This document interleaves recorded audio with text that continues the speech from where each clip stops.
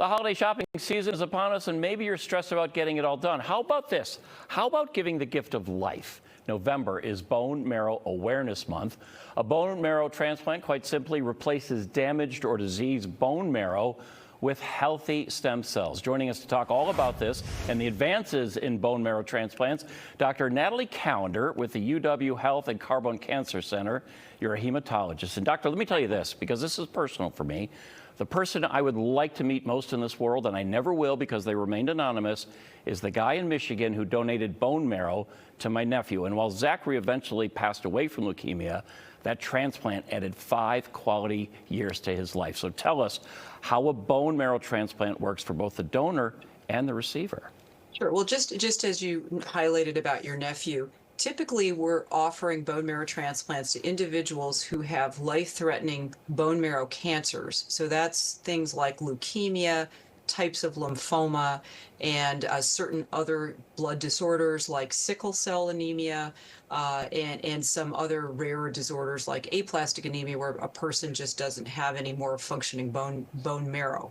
And what makes any of this possible is having a source of blood cells from a donor. And traditionally, many years ago, when we started doing bone marrow transplants, we could only use bone marrow or blood cells from a close relative.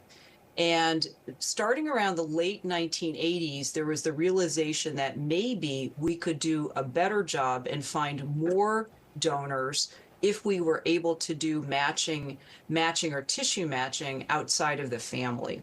So technology developed, and now we're at a point where we are very much dependent on people volunteering, and actually not just here in the United States, but around the world, volunteering to donate their blood cells and bone marrow so we can use them during these life-saving procedures.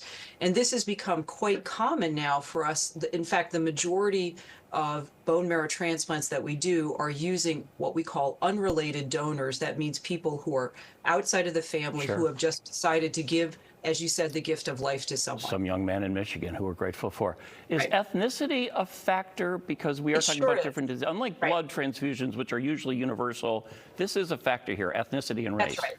So the National Marrow Donor Program was set up in Minnesota in 1987, and the first donors came from the upper Midwest by and large. And so the ethnicity that was in those donors initially, those volunteers, was largely from Northern Europe. And so we quickly realized that we very much want to have people from all over the world, all over the country, donate, because it is harder these days to find a match if a person is African American.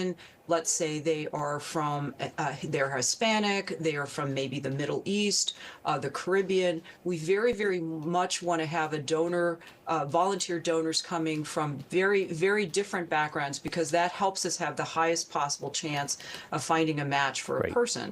I got about 30 seconds. Tell me about Be the Match. Let me tell you about BeTheMatch.org. Great organization. You can get it on your phone. You can get it online. But what they'll do is send you a kit in the mail. No obligation. You get a cheek swab that you would just put your identification, send it in the mail, and you are in the registry. They might call you. Very low chance that they will, but it's very easy to give blood. That's mostly what we use these days, and we can't do this kind of life-saving work without volunteers out there who would be willing to be a donor. And you BeTheMatch.org. Yeah, as I said off the top of the segment, you can save a life, literally save a life. And we are very much, I just want to add one more thing, interested in younger individuals, particularly those 30 years and younger. Gotcha. Very good. Dr. Natalie Callandar with Thank you so UW much. Health. Thank you so much.